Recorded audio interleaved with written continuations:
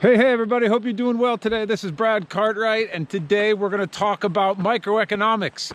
This video is going to give you an overview and an introduction to the basic study of microeconomics. I'm going to head up this hill here, and there's a beautiful overlook, and we'll have a seat and talk about what it means to study this beautiful, beautiful subject.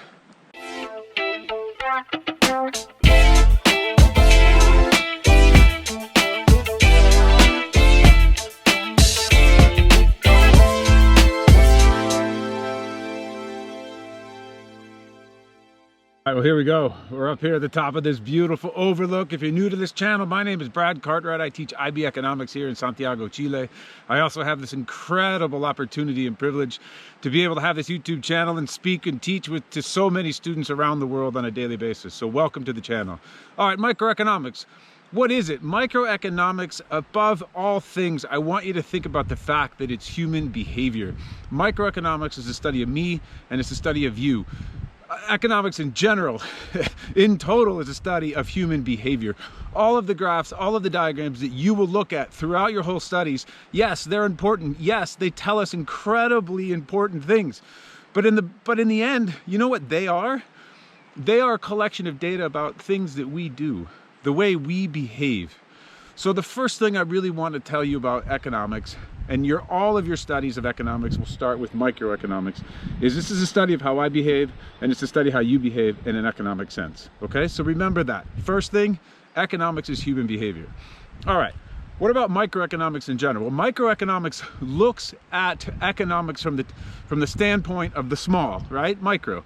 So that's me and you. When we go into a store and we want to buy something, or we go into a feria, as they call it here in Chile, which is an open market, and we want to buy something, how do we behave? What are our motivations? What are we willing and able to spend on a given product? Okay, and that creates something called demand. Demand is my willingness and ability to buy something at a certain price level.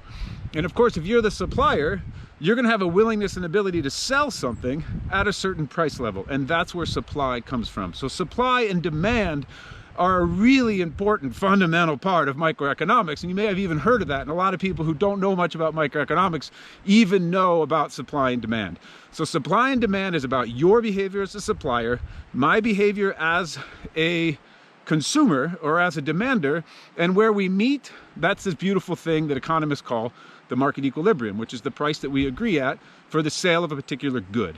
Okay, so the second thing I really want you to understand about microeconomics is it's about supply, you, demand, me, and the agreement that we make, which is market equilibrium. And of course, that creates a beautiful graph called the supply and demand diagram, which you will study and you need to know well, because it's that diagram upon which is built almost all of the diagrams in microeconomics. Okay? The third important thing that you need to understand about microeconomics in your study is something called government intervention. You see, governments, and this can get a little bit complicated. It's like, ooh, government intervention, what does that mean? Well, listen, governments are in charge of economies. Governments are in charge of what happens in their entire house. So I live in Chile, and if you think about Chile, the country itself, as a house, the government of Chile is in charge of what goes on inside this house, just like maybe your parents are in charge of what goes on in your house. And they have two children, suppliers and demanders. And sometimes the desires of one are at the expense of another. So the government must get involved, government intervention, and make certain decisions that affect everybody in that economy. And two of the main ways that they do that is, number one, they apply taxes to goods that we buy. And those are actually called indirect taxes. Indirect taxes are taxes that we pay for when we buy something. So a sales tax is an example of an indirect tax. I go into a store, I see a certain price, it says $10, I get up to the register, and the person at the register says that'll be $10.80. Where did that 80 cents come from? From the intervention of the government to apply a tax on all things sold. The other kind of taxes, which is really what we study more in economics, is per unit taxes. And these things are put on things that the government tends to not want us to buy. For example, cigarettes or alcohol, things like that, where there'd be like a $1 tax per unit. Or they tax things that we all going to use no matter what, which would be gasoline. And sometimes they put like a 10-cent or a certain percentage tax, not a percentage, a certain unit price tax on each, say, liter of gasoline sold, or gallon of gasoline sold, okay? So that's taxes. The other thing that governments do to intervene in the marketplace are subsidies. And subsidies are like your parents helping you out to start a business, right? Or like a little kid on this corner that wants to have a lemonade stand. Well, the parents subsidized the purchase of all the lemonade and all the sugar and all the things that went into that. Well, governments also subsidize parts of their economy. And some of the things they subsidize are things that you would think that are good, like say solar energy or wind energy, or a lot of governments intervene in the marketplace to protect the people that are important to them, like farmers. Every country has romance about their farmers because all of our families in the beginning pretty much go back to a farm. And so politically it's really popular and wise to take care of farmers. So they provide subsidies to farmers. Okay, so that's government intervention, yeah? They also get involved to provide and create price controls. Those might be minimum wages. Those might be maximum prices that say you could charge for an apartment. That's big in a lot of cities around the world. Those are called price ceilings and price floors, okay? So that's government intervention. The fourth area that you will study in economics is something called elasticity, which sounds more complicated than it is. There are 4 kinds of elasticity: price elasticity of demand, income elasticity of demand, cross elasticity of demand, and something called price elasticity of supply. Okay, elasticity is a measure of responsiveness. It's a measure of how much our willingness and ability to buy something or demand something will change if the price changes. Price elasticity of demand. Or it's the study of how willing and able we would be able to buy, we would be able to demand something if, say, our income changed. If you got out of university and you're young, you probably don't buy that many airline tickets, but you buy the same amount of bread as you would if you are mid-career, have a nice income. You're going to probably buy more airline tickets, but really you're not going to buy that much more bread because you can only eat so much bread, and also bread goes bad in a few days. So our income creates a responsiveness to our willingness and ability to buy something. The last type of elasticity demand is called cross elasticity demand, and cross elasticity demand is where the price of one object affects the demand for another. So the really overused example, but it's a good one, is like Coca-Cola and Pepsi. They're considered to be perfect substitutes of one another. So if the price of Coca-Cola drops, then more people are going to demand Coke, and therefore fewer people are going to demand Pepsi, right? And therefore, if you're a supplier of Coke or Pepsi, you want to know how responsive people's willingness and ability to buy your product are to the price of another. The opposite of that is something like Kindles and ebooks. Amazon actually sells its Kindles at cost so that we buy more books. So they lower the price of Kindles so that we buy the Kindle, right? So that we will do what? Buy more books. And what they really want us to do is buy more books online. And if anybody has a Kindle, you have to admit you've purchased more books with your Kindle than you did before you had your Kindle. And that's exactly what Amazon wanted. And those two goods are called complements. Peanut butter and jelly, if you're from the United States, another example of complementary goods where the demand and price of one would greatly affect the demand for another. Okay.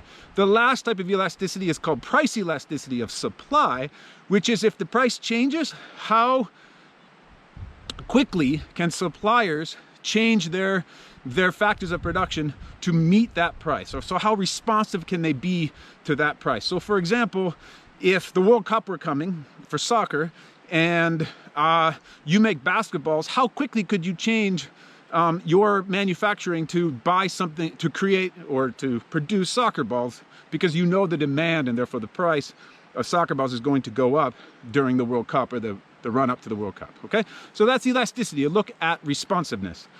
The last topic you will study in microeconomics is market failure. And market failure is not what you think. A lot of people think market failure is like, you know, you failed to sell something. No. Market failure is the notion and the belief that the free market, if left alone for most goods, will create the optimal allocation of resources in society. That means the people that can produce something are producing it, and the people that are producing it are doing it the most efficiently they can. And therefore, all of the economic costs of buying a particular product are there. So for example, this Patagonia jacket, like if I buy this Patagonia jacket, it has a certain price. Patagonia bases that price on the supply or the factors of production that go into it, how much it costs them to do it, and I buy it. And that's it. But market failure talks about these external costs or these external benefits of the purchase of a particular good. And there actually are 4 kinds of market failure. There's a negative elasticity, the negative externality of consumption. There is the negative externality of the production of something. There's the positive externality of consumption of something. And then there's the positive externality of the production of something. And so just quickly, you'll get into this in your studies, but the negative externality of consumption is what happens, let's say, when we buy gasoline and we turn on our car. Now, the price of the gasoline doesn't reflect the pollution that's going out and the damage it's doing to the environment. So there's this extra cost, negative cost of the consumption of gasoline that's not accounted for in the price of the gasoline itself, okay? An example of the negative externality of production would be like, say, a paint factory. So if a paint factory is making paint and they're polluting the environment, the cost, when you go buy paint at the store, it's not taking into account the costs of the people whose respiratory systems are being hurt as a result of the pollution coming out of their factory. So that's a negative externality of production. You flip those around, there's some benefits to certain things. YouTube is a perfect example of a positive externality of consumption. So you consume videos on YouTube, you are learning, and let's say that you had to pay for YouTube, but you're learning via YouTube, and then you're becoming more educated and you can share that with other people. So by you consuming videos on YouTube, maybe from this channel, you are able to better educate the people around you. So education is a positive externality of consumption, okay? And the last thing is the positive externality of production, and the best example for this really is healthcare. If there is more healthcare produced in a society, which means that it is available at a lower cost, the healthier I am and the healthier you are, the more likely we are going to not affect the health of others, okay? So that's the positive externality of production. So there you have it, right? There is the study of microeconomics in a nutshell. Microeconomics is a study of human behavior. It's a study of you and me, and we call those demand and supply. It's the study of government intervention and the way in which they get involved in the marketplace.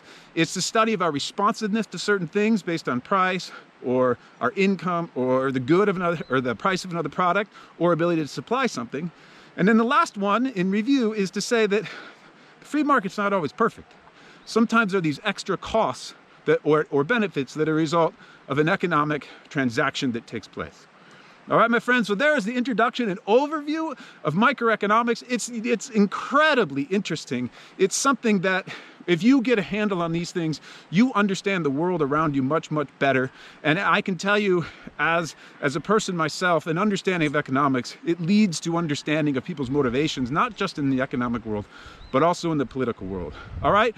Again, this is an incredible honor and a privilege to be able to speak with you, to collaborate with you via YouTube. Please let me know if there are any other suggestions you would like to have, or you have for future videos. I read every single comment that comes into my channel. All right, my friends, well, there you have it, an overview of microeconomics. I hope you found this video to be helpful, and we'll talk to you in a bit.